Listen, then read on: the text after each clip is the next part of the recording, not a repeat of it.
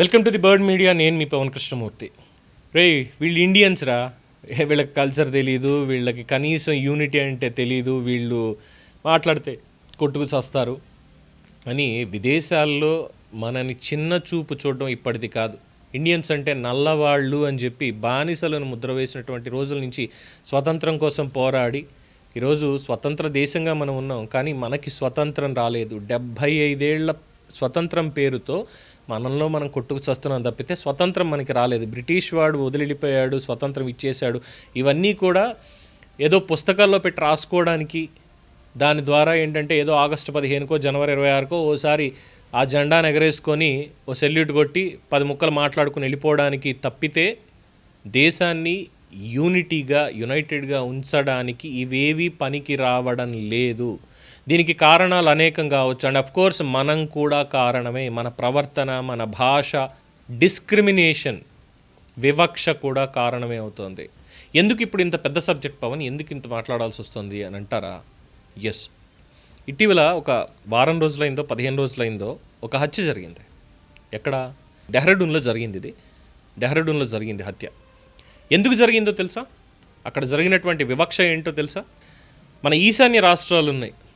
ఈశాన్య రాష్ట్రాల నుంచి వచ్చేటువంటి వాళ్ళు మన రూపురేఖలు వీటితో పోలిస్తే మనకంటే చాలా తెల్లగా ఉంటారు. కాస్త గులాబీ రంగు కూడా ఉంటుంది వాళ్ళ శరీరంలో. చైనా వాళ్ళని చూసినప్పుడు ఎలా ఫీల్ అవుతామో, నార్త్ ఈస్ట్లో మనకు ఉన్నటువంటి వాళ్ళని చూస్తే అలాగే ఫీల్ అవుతాం అనేది, అంటే ఏంట్రా వీళ్ళు చైనా వాళ్ళ అనే అన్యాపదేశంగా అనేస్తాం, which is completely against to law. Arunachal Pradesh నుంచి వచ్చేటువంటి వాళ్ళని కానీ, నాగాలాండ్ నుంచి వచ్చేటువంటి వాళ్ళని కానీ, ఈశాన్య రాష్ట్రాల నుంచి, మణిపూర్ నుంచి కానీ వీళ్ళందరినీ వచ్చేటువంటి వాళ్ళని ఒక పేరుతోటి పిలవడం బాగా అలవాటైపోయింది మన వాళ్ళకి. అపహాస్యం చేయడం బాగా అలవాటైపోయింది. అదే ఢిల్లీ వాళ్ళైనా, పంజాబ్ వాళ్ళైనా, ఎక్కడ వాళ్ళైనా సరే, నేపాల్ అయినా సరే. నేపాల్ నుంచి వచ్చేటువంటి వాళ్ళని అడిగితే చెప్తారు మేము నేపాల్ నుంచి వచ్చామంటారు. అరుణాచల్ ప్రదేశ్ నుంచి మన వాళ్ళు వచ్చారు, మన భారతీయులేగా. చిక్నీ, చింకీ, తర్వాత చీనీ. ఎందుకు వీళ్ళని ఇలా పిలవాలి? త్రిపుర రాజధాని అగర్తలా నుంచి వచ్చినటువంటి వ్యక్తులు కావచ్చు, మిగతా వాళ్ళు కావచ్చు. అక్కడ జరిగినటువంటి ఉత్తరాఖండ్ రాష్ట్రంలో దెహ్రాదూన్లో త్రిపురకు చెందిన MBA విద్యార్థి ఏంజల్ హత్యకు గురయ్యాడు. అక్కడ ఉన్నటువంటి విద్యార్థులు, ఒక ప్రైవేట్ విశ్వవిద్యాలయంలో చదువుతున్నటువంటి ఆ విద్యార్థులు, ఇతను బైక్ తీసుకుంటూ ఉంటే దగ్గరకు వచ్చి బైక్ తీసుకునే క్రమంలో ముందు నుంచే కామెంట్స్ చేయడం, ఏడిపించడం, ఇదంతా చేస్తూ ఉన్నారు. దాదాపు 16 రోజుల పాటు ఆసుపత్రిలో ప్రాణాల కోసం పోరాడి ఏంజల్ అనేటువంటి సోదరుడు మరణించాడు. 2 మైనర్లు సహా 5 నిందితుల్ని, మైనర్లతో సహా 5 నిందితుల్ని అరెస్ట్ చేశారు. ఇంకో నిందితుడు పరారీలో ఉన్నాడు. అక్కడ ప్రధానంగా జరిగినటువంటిది ఏంజల్ని చిక్నా, చింకీ, చైనీస్ అని పిలవడం కాకుండా జాతి వివక్షతో కూడినటువంటి పదజాలాన్ని ఉపయోగిస్తూ హ్యూమిలియేషన్ చేశారు. మొదట్లో పట్టించుకోకపోయినా తర్వాత దగ్గరకు వచ్చి ఎందుకు మీరు ఇలా మాట్లాడుతున్నారు అన్న వెంటనే చేతుకున్నటువంటి కడియాన్ని తీసుకొని పొత్తి కడుపులో, వీపు మీద ఇష్టం వచ్చినట్టు కొట్టారు. తర్వాత తల మీద కొట్టగానే కింద పడిపోయాడు రక్తంతో. వెన్నులో పొడిచారు. ఎందుకు మీరు పిలుస్తున్నారు అని అడిగిన దానికి. త్రిపుర ఎక్కడుంది? భారతదేశంలో రాష్ట్రం కాదా? ఇండియన్ యూనియన్లో భాగం కాదా? త్రిపుర ఏమన్నా వేరే దేశమా? అక్కడి నుంచి ఇక్కడికి వచ్చి చదువుతున్నారా వాళ్ళు ఏమన్నా? వాళ్ళకి మనలాగే 2 కళ్ళు, 2 చేతులు, 2 చెవులు, ముక్కు, నోరు ఇవేగా ఉన్నాయి. ఏం తేడా ఏం లేవే. వాళ్ళు కూడా ఇండియన్ ఆధార్ కార్డుతోటే ఉన్నారే. వాళ్ళకి ఇక్కడ ఓటు హక్కు ఉందే. మరి ఎందుకని వాళ్ళని మాట్లాడితే చింకీ అని, చీనీస్ అని ఎందుకు పిలవడం? ఎందుకు అపహాస్యం చేయడం? వాళ్ళు భారతీయులే కదా. భారతీయుల మీద ఇటువంటి వ్యాఖ్యలు ఇంకొక భారతీయులు చేయడమా? అపహాస్యం చేయడమా? ఎక్కడికి వెళ్ళిపోతుంది సమాజం? ఇదేనా భారతీయత? ఇది భారతీయత మీద భారతీయులు చేస్తున్నటువంటి దాడి. మరి అలాంటప్పుడు పక్కనున్నటువంటి దేశాల వాళ్ళు మనల్ని పనికిమాలిన వాళ్ళు అని చెప్పని ఇష్టం వచ్చినట్టు మాట్లాడడంలో ఏముంది ఆశ్చర్యం? మన వాళ్ళని మనమే గౌరవించుకున్నప్పుడు, మన వాళ్ళని మనమే అపహాస్యం చేసేటప్పుడు పక్కవాడు వచ్చి భారతీయులందరూ బానిసలు, నల్లవాళ్ళు, లేదంటే భారతీయులు కుక్కలు, ఇటువంటి వ్యాఖ్యానం పక్కనున్నటువంటి వాళ్ళు చేస్తున్నారు అంటే మనం సరిగ్గా లేబట్టేగా, మనల్ని మనం గౌరవించుకోకపోబట్టేగా. ఇందుకు కాదా ఉద్యమాలు వచ్చేది?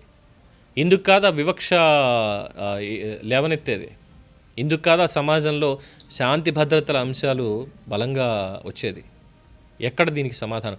ఇది ఇప్పటి నుంచి కాదు, ఇది ఇప్పటి నుంచి కాదండి, దాదాపుగా తెలుగు రాష్ట్రాల్లో ఎంతవరకు ఉందో నాకైతే తెలియదు. కానీ చాలామంది ఈవెన్ నా స్నేహితులు కొంతమంది మాట్లాడేటప్పుడు ఏంటంటే దేశం గురించి ఏదైనా మాట్లాడతారు, ఫలానా రాష్ట్రంలో ఇలా ఉంది ఇలా ఉంది ఇలా ఉందని మాట్లాడేటప్పుడు అక్కడ వాళ్ళు కూడా కొంతమంది ఇలా మాట్లాడడం నేను అబ్జర్వ్ చేశాను. నాకు తెలియదు బేసిక్గా ఎందుకు ఇలా మాట్లాడుతున్నారు అనేది నాకు తెలియలేదు. ఇదిగో ఈ సంఘటన జరిగే వరకు కూడా వాళ్ళని ఈ విధమైనటువంటి వివక్షకు గురి చేస్తున్నారు. చింకీ అని పిలవడం అనేది కొన్ని సినిమాల్లో కూడా చూపించారు, వివక్ష అని చెప్పని. అంటే అరుణాచల్ ప్రదేశ్ నుంచి వస్తే చింకీ అని, చీనీ అని, చైనీస్ అని చెప్పి వాళ్ళ మీద ముద్ర వేసేయడమే. ఇందుకు కాదా చైనా వాడు అరుణాచల్ ప్రదేశ్ మాది అని క్లెయిమ్ చేసుకోవట్లేదు. మన దేశంలో మన భూభాగాన్ని మన వాళ్ళు వివక్షకు గురి చేస్తూ ఉంటే, మనమే వివక్షకు గురి చేస్తుంటే పక్కవాడు వాళ్ళని ఓదారుస్తున్నాడు, మన భూభాగాన్ని లాగేసుకుంటున్నాడు. Is that correct? మనకి సమ్మతమేనా అది? ఈ జరిగినటువంటి ఘటన పేరు ఏంజల్ అయితే ఏంటి? ఎంతమంది ఎన్నో రకాల పేర్లు పెట్టుకుంటున్నారు కదా, ఏం తప్పు వచ్చింది? అరుణాచల్ ప్రదేశ్ నుంచో, త్రిపుర నుంచో, నాగాలాండ్ నుంచో, మేఘాలయ నుంచో అక్కడి నుంచి రావడం, వచ్చి ఇక్కడ ఉండడం అనేది తప్ప వాళ్ళది? ఢిల్లీలో ఉన్నవాడికి పొల్యూషన్ ఎక్కువ, ఆడు తెల్లగా ఉండడు, నల్ల కర్రెగొడ్లో ఉంటాడు. ఏంటైతే హిమాచల్ ప్రదేశ్, అరుణాచల్ ప్రదేశ్, నాగాలాండ్, కోహిమా, లేదంటే త్రిపుర, మేఘాలయ ఇలాంటి వాటి నుంచి వచ్చేటువంటి వాళ్ళు హిమాలయాలకు బాగా దగ్గరగా శీతల ప్రదేశాల్లో ఉంటారు. అలాగే వాళ్ళకి స్వచ్ఛమైనటువంటి నీళ్లు దొరుకుతాయి కాబట్టి వాళ్ళు ముట్టుకుంటే కందిపోయేలా ఉంటారు వాళ్ళు.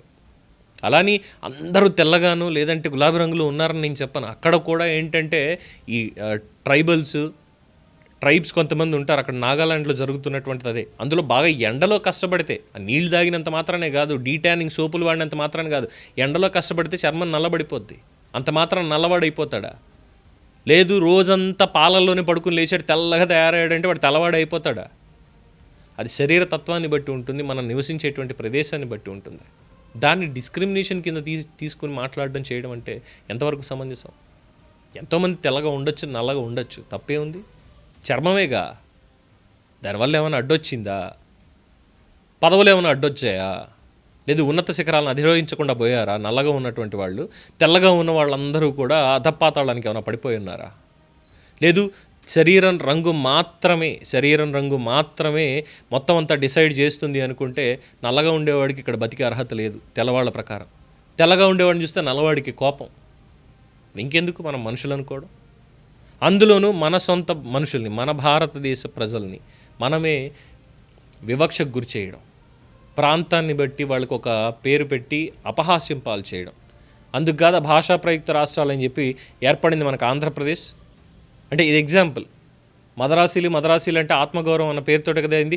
రేపన్న రోజు అక్కడ ఆల్రెడీ వివాదం జరుగుతుంది బంగ్లాదేశ్కి సంబంధించి. మన చికెన్ స్నెక్ ఏదైతే ఉందో అది కూడా రేపు పొద్దున బంగ్లాదేశ్ టైట్ చేసిందంటే ఈశాన్య రాష్ట్రాలతో మనకు ఉన్నటువంటి కమ్యూనికేషన్ మొత్తం అంతా కట్ అయిపోతుంది బంగ్లాదేశ్ వల్ల. తర్వాత చైనా వాడు హ్యాపీగా వచ్చి ఈశాన్య రాష్ట్రాలు మొత్తం అంతా కూడా ఆక్యుపై చేసుకుపోతాడు. అప్పుడు మనం చక్కగా ఏడవచ్చు. కట్ అయిపోతుంది. భారతదేశపు మ్యాప్లో ఈశాన్య రాష్ట్రాల మ్యాప్ ఏదైతే ఉందో 7 సిస్టర్స్ అంటాం, మొత్తం కట్ అయిపోయి మన బంగ్లాదేశ్ తోటో లేదంటే అటు చైనా తోటో కలిసిపోద్ది. హ్యాపీనా మనకప్పుడు? కింద పడేసి తన్నడం, ఒక భారతీయుడిని చైనీస్ అని పిలవడమే చాలా పెద్ద వివాదాస్పదమైనటువంటి విషయం. మేము కూడా భారతీయులమే, మన దేశాన్ని కూడా అంతే ఎక్కువగా ప్రేమిస్తామని మైఖేల్ అనేటువంటి వ్యక్తి, అక్కడ బాధింపబడినటువంటి వ్యక్తి అన్నటువంటి మాట. ఏం సమాధానం చెప్పాలి దీనికి? ఉందంటారా సమాధానం? ఎవరు ఈ సమాధానం చెప్పాలి? మీ అభిప్రాయాన్ని కామెంట్స్ రూపంలో తెలియచేయండి. చూస్తూనే ఉండండి ది బర్డ్ మీడియా.